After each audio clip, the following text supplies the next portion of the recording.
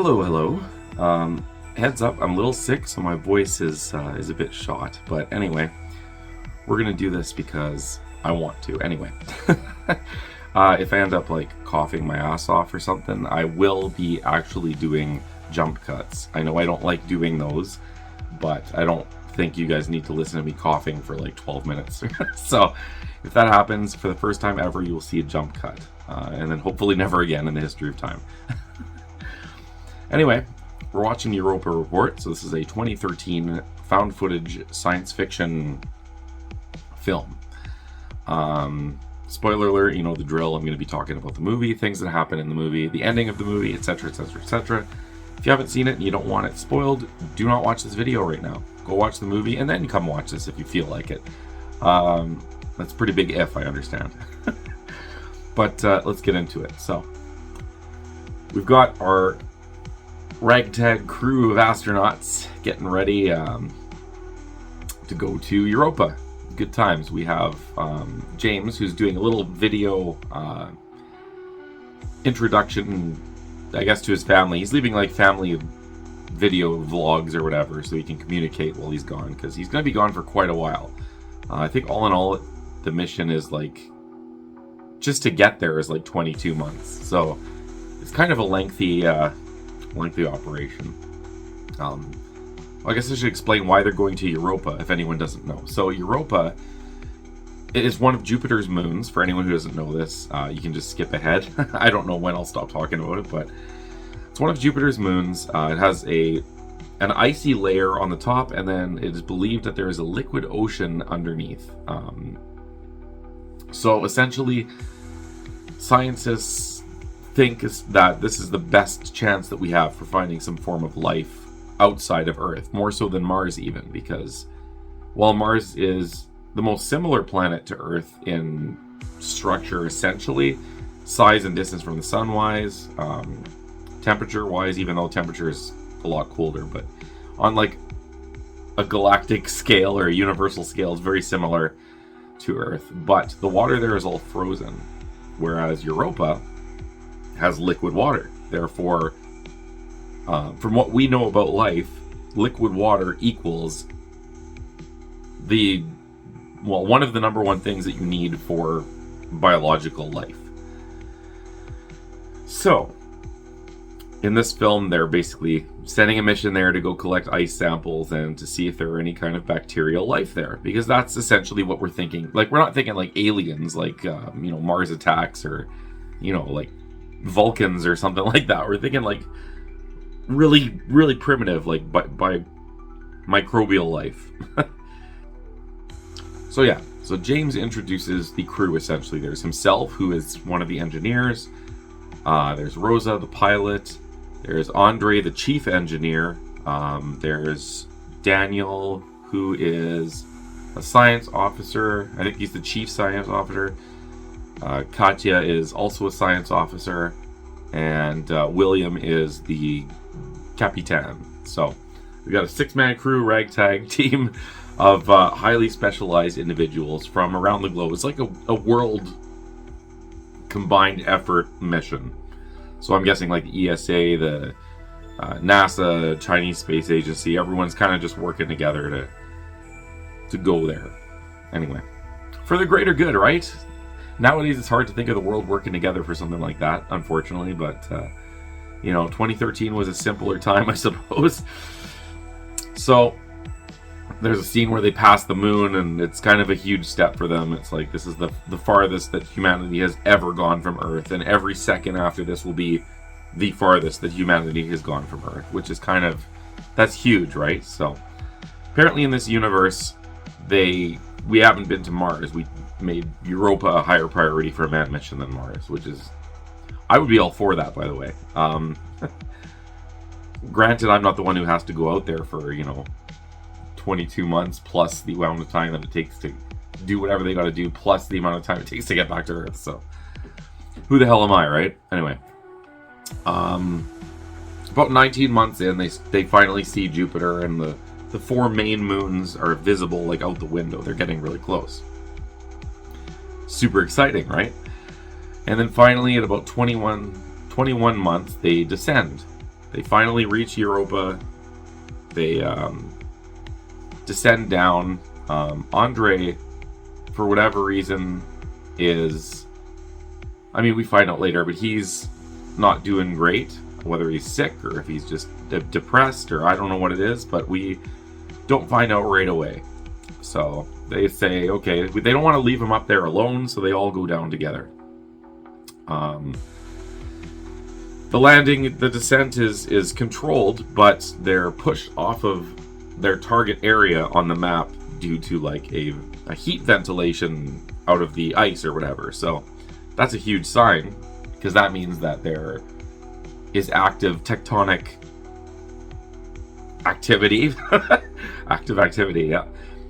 Which means that there are probably heat vents, which means that there is an even higher potential for life. So that's, they're not landing where they're supposed to, but they're pretty pumped regardless because of what it means, that what threw them off represents. So that's exciting.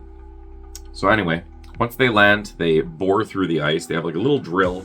They want to take samples essentially of the water first, and then the ice around it and all that stuff. So they do that. They're drilling through the ice. It's a pretty thick layer of ice. It's taking some time. We find out at some point that James has died somehow. We don't know right now how he died, but he does die. So that's, I think, well, we're to assume at this point that must be probably what's getting Andre kind of a little not super happy and pumped about what's going on. There's some tremors on the ground when they're drilling and whatnot, and they assume that it's just, the ice, moving or whatever. And there's like some acoustic sounds too that they assume is the ice moving and whatnot from their drilling activity. It's undisturbed otherwise, so I guess maybe, I don't know. The first activity, boring through this ice in how many millions of years or whatever, is gonna cause some disturbances or whatever. Anyway, they break through the ice and into the water, and they notice that there's like, so when they had landed, there had been like a decent amount of radiation upon an incident where Andre had seen something out the window. So he goes to the cabin where they're talking. He's trying to explain to them, like, I saw something out the window. They're like, what do you mean? It's like, I saw a light. What? Yeah, I saw a light and it moved. It's like bioluminescence. It was faint or whatever. And they check the cameras, and I guess it's too faint for the cameras to pick up because they see nothing. They don't not believe him, but I mean, because they don't think he's messed up enough to to not see something and just say that he saw it or whatever, or his mind playing tricks on him and whatnot. But there's no evidence of it, unfortunately. So that's fun. And they notice too on the video, as soon as Andre reacts on the camera to the thing outside, the video distorts a little bit, and the sensors at that point in time had picked up a spike in radiation. So theoretically, that leads them to believe that he was probably, maybe he did see something bioluminescent, he says. So that's fun. So anyway, cut back to break through the ice. There's that acoustic noise. There's like shifts and tremors here and there, but radiation levels are minimal. The camera gets through the ice, and they're looking through the ice, or through the water under the ice, and they see like ice formations from the surface hanging down. And Katya says something like it reminds her of like Vladivostok in Russia, where I guess she's from, or where she researched or something before. And they're picking up trace amounts of radiation, and then there's like a big flash of light, and then their little drone camera thing goes missing entirely. It's cut from the server. They don't know what happened to it, so that's kind of concerning. That was like their one thing. I mean, you would think they would have like a backup one, but I guess they don't for whatever reason. So anyway, there go all their samples that were taken. There goes, any further exploration under the ice. It is what it is. Katya says, okay, listen, I want to do a surface walk. I want to go walk to where the hole is, collect surface from the ice around where we drilled. And at least that way we can determine, we can keep the mission alive. Whether there's any evidence of life in the ice around where we drilled, that'd be huge. So they start having a little debate about that, because the radiation, I don't think there's an atmosphere on Europa, so like the radiation from the sun alone is quite dangerous, let alone the spikes in radiation that they've been seeing since they've landed on the planet that are like non-solar and whatnot. So that's they're kind of debating about that. We have clips interspersed too throughout this of I can't remember their names. There's two scientists or whatever that are sort of talking about the mission. So interspersed between this found footage, I guess these people are occasionally popping in and tell you a little bit about the mission and whatnot. And they cut back to what happened before they actually landed. So there's a clip in the past when they still haven't made it. They're still like halfway on the way to Europa, and the crew ends up losing communication with mission control for like, I think it was like 15 hours or something, due to a major solar storm, which is always a good time. So that knocks out their communications, and they have to go do like a spacewalk outside the ship to repair the damaged control panel on the outside of the ship or whatever. So they go do that. So James and Andre, they're the engineers or whatever. So they're the ones that go do the spacewalk together. And this is where we find out about poor James. So they're working on the panel and they're undoing the screws. They're in space right now on the outside in their suits, and they're tethered together and all that. And the screw comes out, and then one's stuck, so they have to kind of like pry it off for whatever reason. I guess it was like, I don't know why it's stuck, but it is. Anyway, they pull it off and it breaks off, and Andre goes flying into space, but luckily he's tethered. So James has him, pulls him back in, but Andre's cut, and there's a hole in his suit, and he's losing oxygen, and he's bleeding. So that's not good. They need to get him back in. They'll figure out how to fix this thing after. They get him back to the airlock thing, whatever you call it. Yeah, airlock, that's what it's called. Whatever. They get him to the airlock, and then they're about to enter, and Andre's like, oh shit, hang on. Dude, you can't come in. And James is like, what do you mean? Apparently he was sprayed with hydrocene when they opened the panel or whatever, and his suit is like covered in it. And this is like a highly toxic chemical, so if he enters, it could like ruin their entire air system or whatever. So they're trying to figure out what to do. He can't get it off his suit, and Andre's like, okay, listen, I'm gonna take you out of your suit.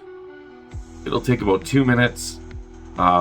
You will survive in, I guess, the vacuum of space for that amount of time. We can like resuscitate you or whatever. We can save you. Great, super risky, but unfortunately Andre is losing blood and consciousness, so he passes out before he's actually able to do this, which that's really shitty.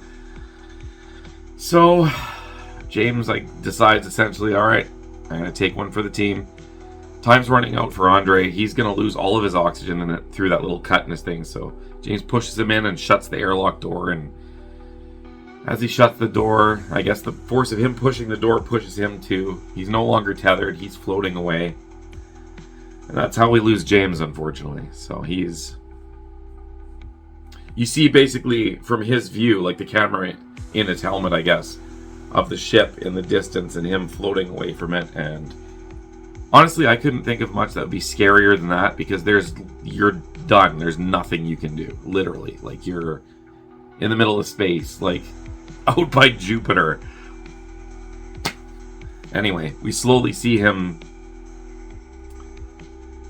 his breathing slowing and whatnot, and his arms stop moving, and so we see him die essentially. Anyway, Andre is brought in and looked after, and as soon as he recovers, he starts screaming, realizing what the hell happened. It's like, oh shit, he feels responsible for James's death. So that is essentially why earlier in the film he was not doing too great, and that's understandable. Not that he killed James, but he was responsible for not being able to save him. So I mean, that's on his conscience anyway. Oh boy, that would suck. Anyway, then it cuts back to the present. The cameras from the present where they're talking about Katya doing a surface walk essentially, and Daniel and Rosa back her, and she backs herself, and the other two remaining don't want her to go, but 3 against 1, so she goes. So she suits up and heads out, and there's like a visual link. Like, she's not going to go too super far, right? Because they want to essentially keep her in view, so they can see her out the window in her suit. She waves, everything's happy. She's walking up the ice. Radiation levels are pretty low, so it's essentially safe, but they're monitoring the radiation levels. The rads, they call them. Sorry, they're monitoring the rads. She goes down and she takes an ice sample and analyzes it and scans it, and no signs of life. She has a couple more of those. She's been out there for like, I think 70 minutes or something like that, or 90 minutes or whatever. Anyway, she finds some ice with like a dark deposit on it.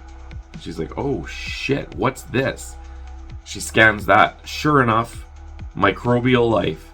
It is confirmed there is life off of Earth on Europa.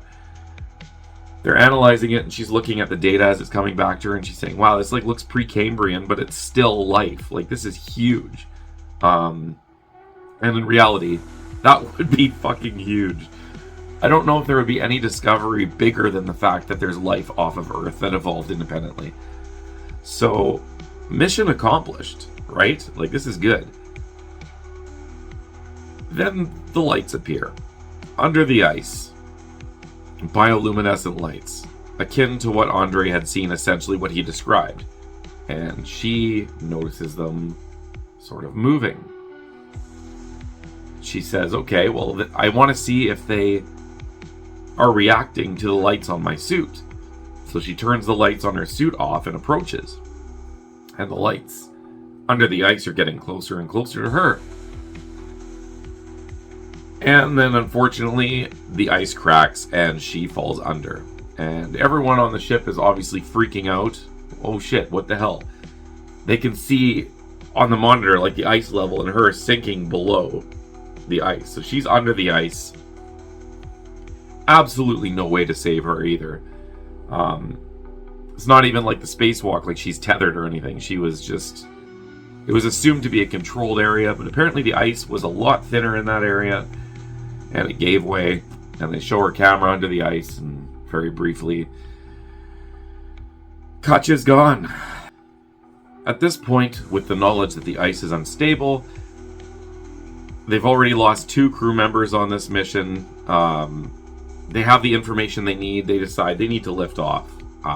If the ice gives way under the ship, they're toast, right? So at this point, due to the instability of the ice, the crew decides, okay, we have what we need, we have the information, we've already lost 2 crew members, we can't lose the whole team, and all the information that we've had, because communications is still down, because if you remember, they weren't able to actually fix it. When James floated away and Andre was out of commission, they kind of put that on hold or whatever. So, anyway, they prep for takeoff. Just the 4 of them now, which, it is what it is. So they take off, and they have a misfire of one of the engines in the air, essentially, and they're not far up enough to break the gravity of Europa. So the only option is a somewhat controlled crash. And William, being the good captain he is, undoes his belt as they're falling, and Rosa's all like, what the hell are you doing? He's like, I'm going to release the water shielding. So water shielding is essentially a bunch of water that's around between the panels of the exterior of the ship, protecting from radiation from the sun, like natural radiation. So he releases that, which slows them down, but the impact when it hits, he's not in his seat. Boom! Smash goes flying back to the bottom. He's dead. So now they've lost 3, including their captain. So that's not great. They come to, they've landed essentially where they landed before. So this is not good. We know the ice is unstable. They know the ice is unstable. They confirm William is dead. They put him in like a body bag and all that. And they have to get the hell out of there quickly. But the damages are too severe, essentially. They're going to try to do what they can to fix the exterior. So Daniel and Andre go out, and Daniel ends up going through the ice as the ship is sinking through the ice. Andre is freaked out, and he's like, okay, listen, we're not taking off. There's one thing that we can do, though. We can restore the communications hub and send the data that we receive to Earth so that it's at least, you know, our mission is successful in that aspect, even though we're kind of hosed. So they kind of work together and fix the communications hub, and they see all of a sudden comms are back up, and data transfer of everything since comms went down to now is being transferred back to Earth. So you see a little percent bar going up slowly, which is fantastic. That means the proof of life will return, etc., etc. But while this is happening, Andre disappears, essentially. Water starts seeping in through the ship into the ship. Rosa's is basically the last one now. She's panicking, obviously, for clear reasons, like she's going to die. They've all died, but the information is at 100% sent, so Earth got everything that they were working on there, which, you know, as scientists, essentially that's your number one concern, I guess, that what you discovered gets back to Earth. So it does, and as the water is flooding back up to the interior of the cockpit, I guess it is, or the command module, or whatever you want to call it, you see these lights in the water again, very similar to what happened when it was approaching Katya and what Andre saw way earlier. And it is revealed the creature, the life form, is like a weird tentacled octopus-looking bioluminescent, some kind of weird creature, and it looks pretty damn cool. That's the end of the movie. Essentially, that's where things cut out, and they kind of do like a little heartfelt tribute of the astronauts that flew out, and they have like a little video clip of them before the mission with a group photo with their arms all around each other, all happy and everything. And essentially that's the end of it. So, but yeah, the creature design, it was really cool. So it ended abruptly, but it's a found footage film. So usually any kind of found footage film, your protagonists die and the video sort of explains why, right? So not completely unexpected. What did I think? Let's see if I can get through this part without having a coughing fit where I have to jump cut again. Anyway, what did I think? Well, I've always loved the concept of discovering alien life for the first time ever, whether it be, you know, the Precambrian looking microbial thing that she found in the ice samples, or the weird tentacled looking bioluminescent black skinned sea creature thing that they found at the end there. I find that concept really a lot more interesting even than, you know, like alien invasions and stuff. Because alien invasions it's so glamorized, like, you know, they're coming here and our military fights back, and it becomes almost an action movie more than anything a lot of times. Like, don't get me wrong, love Independence Day. Mars Attacks is a blast. But the concept of finding, like, non-hyper intelligent life is just intriguing because it's more realistic of what we would find first. Not to say that intelligent life isn't out there, but if we do find life outside of Earth that evolved independently, it would most likely be bacterial-like, or, you know, if it's multicellular, very primitive. So that's cool. In addition to that, I've always found the concept of of exploring Europa for just that reason really fascinating. So they kind of ticked off 2 boxes in one with this one by doing the discovery of life on the area that seems to be the hot spot for where you would find life off of Earth in our own solar system. So that's cool. The acting was solid. I can't think of the names of any of the actors. So okay. James was played by Charlton Copley, who's... I don't think I've seen a movie with him in it that I didn't like yet. So even the ones that aren't technically good, he makes them good. So seeing him in this film is always a bonus for me. I went back rewatching this, having seen it once before, and not even realizing that was him. Like, I think, when was like District 9 and Chappie and all that stuff, when he became like a bigger actor? Was that before that or after that? I don't really know. But anyway, it was cool going back and saying, oh shit, that's him. Anyway, so that's good. He does a really, really good American accent in this. Like, he doesn't have his usual South African accent, so that's cool. What else? No coughing fit, but I will take a sip of water. Alright. So acting is solid. No music, because it's all found footage, really. If there was music, I don't really remember it. It would have been, I guess, very minimal. But, can't remember off the top of my head. The found footage aspect of it, always a bonus. I do like my found footage films. The video quality is pretty clear. Like, it's not your typical shaky cam, Blair Witch Paranormal Activity, Walmart style home camera footage, because, well, this was done by like international space organizations, so obviously the footage is going to be clear. Well, there goes the thought of me not having a coughing fit. Anyway, yeah, so where was I? All around, pretty solid. Is it like the most groundbreaking film ever? No, it's not. I will admit that. And it's more, I think it's more because it was up my alley that I liked it as much as I did. I don't know what the ratings are on like Rotten Tomatoes or IMDb or anything like that, but